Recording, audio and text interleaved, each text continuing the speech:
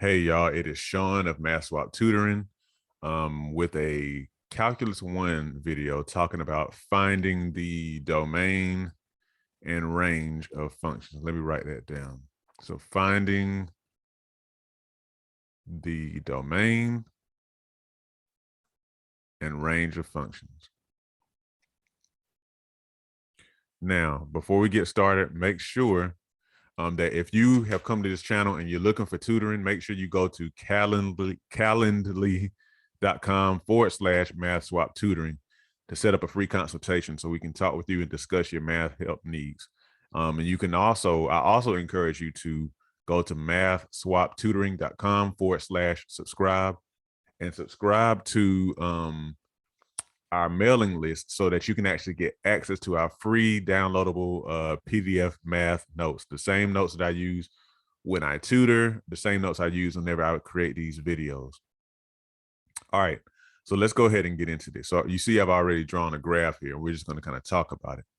So let's go ahead and set out some definitions here. So the domain of a function, the domain of a function is the set of all possible x values.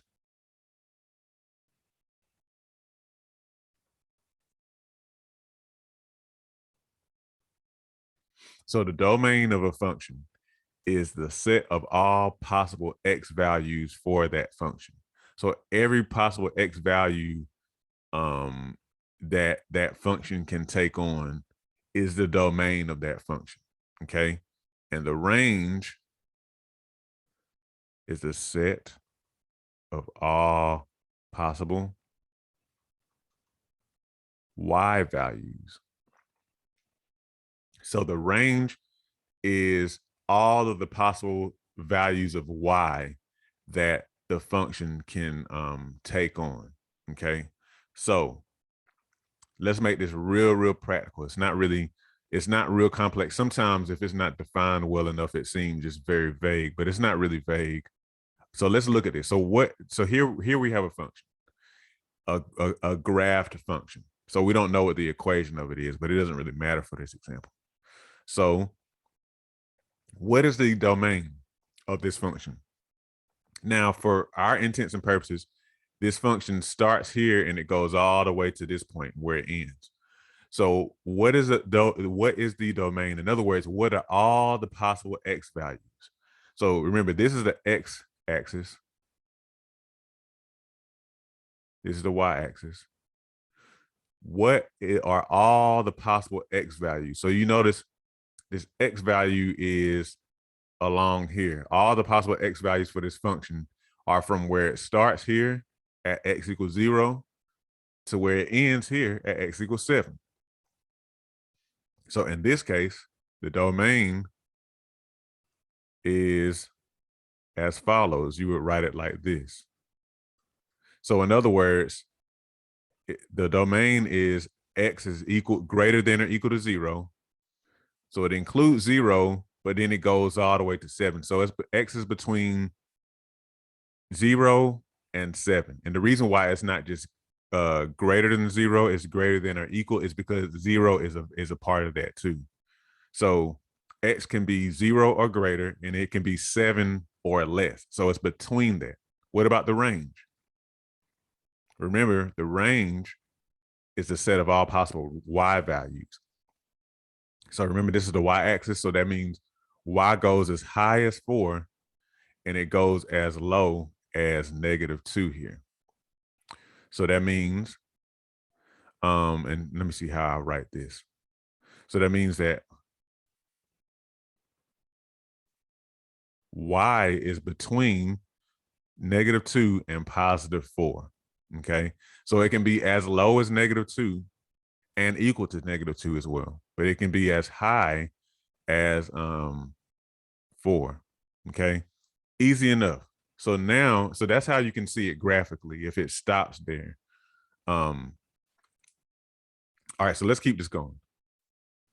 So now we're going to talk a little bit more about how to find the domain and range of a function where you have the equation for the function. So say, for example, you have f of x is equal to 2x plus 1. So whenever a function is written as an equation, basically the way you'll find the domain and the range is by paying careful attention to what x values you can or cannot use in this function, and seeing what y values you get as a result of using those specific x values that you can use. Because remember, your y value, which is called your dependent variable, is dependent on your x value. So in other words, your whatever you can plug in for x determines your y. Remember, y is equal to f of x. Okay. All right. So say, for example, you have f of x is equal to 2x plus 1.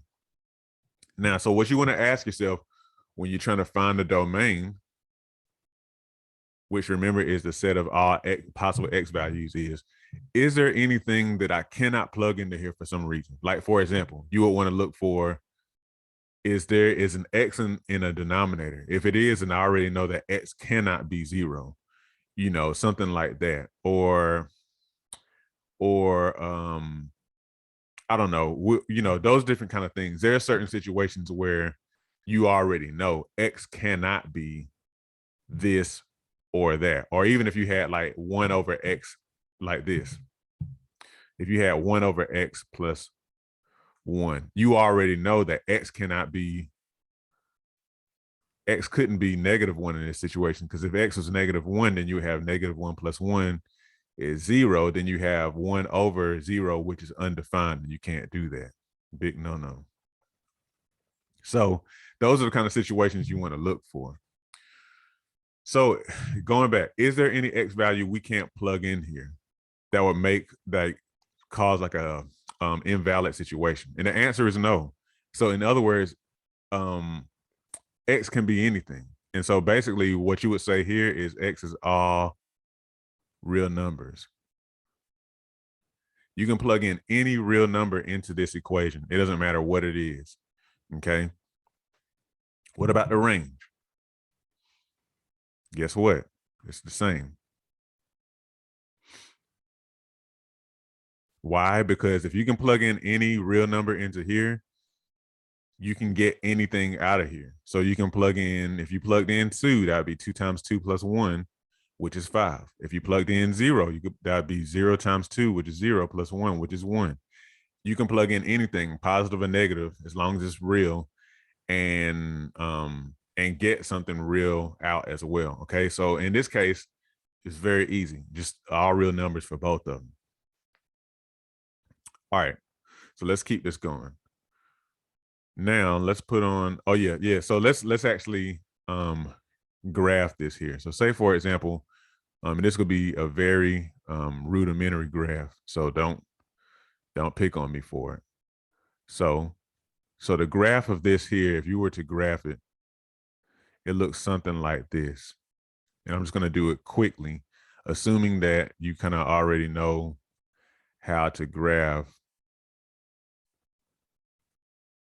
these kind of things. I just do it quickly and kind of show you. So if you plugged in x equals -1 right here, that'd be 2 times -1, which is -2. And then -2 plus 1 is -2 plus 1 is -1.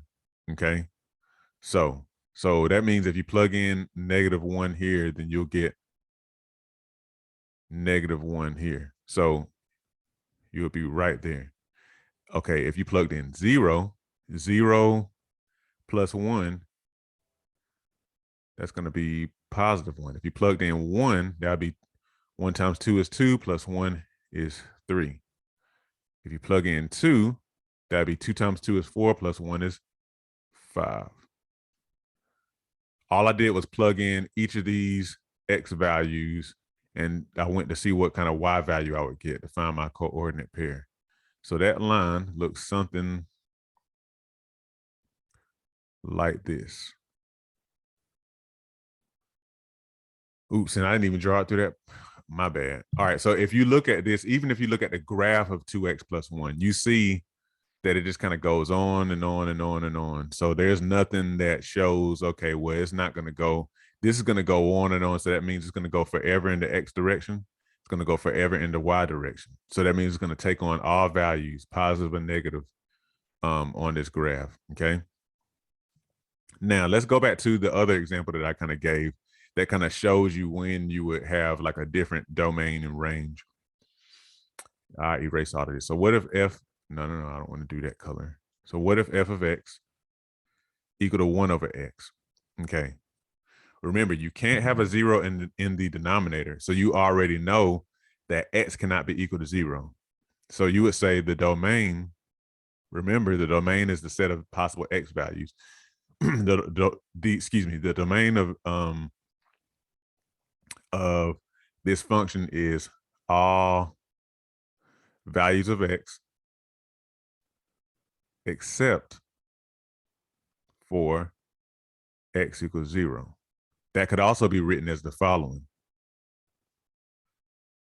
All values of X except for X equals 0. That's just all, that's all that's saying. It's saying the exact same thing. All values of X with the exception of X equals 0. So the range is as follows. So this is interesting. You can't, because you can't have X equal 0, then that means on the XY graph, you're gonna have this spot on there that just kind of like is not there. Like whenever you have X equals 0, there's gonna be nothing there for Y. There's gonna be nothing on the Y axis because it's an undefined part of the function. But on each side, if you can go negative X, you can go positive X, and you'll have the function there. So the range of the function is Y is less than 0 for when X is less than 0. And then Y is greater than 0 when X is greater than 0. So basically, so say for example, you plugged in, let's plug in a couple of values. So let's say you had, we'll just go to -2 and +2. Remember, you can't plug in 0 for X, it's undefined. If you plug in -1 for X, 1 over -1 is -1. So that means for X of -1, Y is equal to -1. So that point is right here. For X is -2, that's 1 over -2, which is -1/2. So when X is -2, then Y is -1/2. So the point would be somewhere right here. And just for the record, what happens is the more you go this way, the closer that this line, and you just have to graph a lot of points to see, this line is going to do something like this. It's going to get really close to the X-axis, but it's not going to touch. And the more you go closer to 0 here, it's going to get closer and closer to the Y-axis, but it'll never touch. Okay. And so what about when you plug in values on the other side? When X is 1, that's 1 over 1. So Y is 1. When X is 2, that's 1 over 2. That means that Y is 1/2. So it's about right here. So the same situation, you're going to have this. The closer and closer that you get the closer and closer that you get to 0 on the positive side, this line is going to get closer and closer to the Y-axis without touching.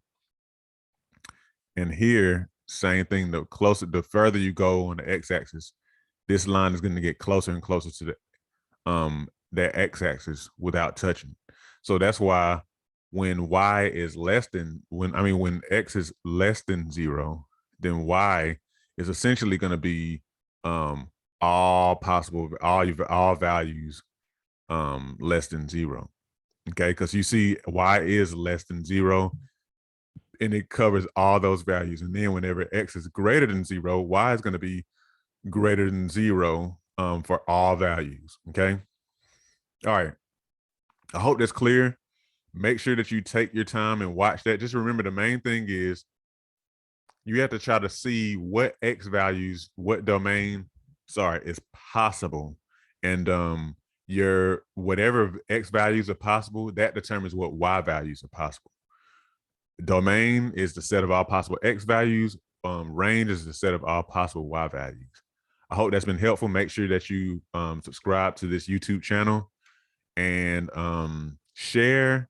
Please make sure that you keep on checking back. Make sure that you set up tutoring with us at calendly.com/MathSwap tutoring if you're looking for tutoring. I hope to hear from y'all and have a great day.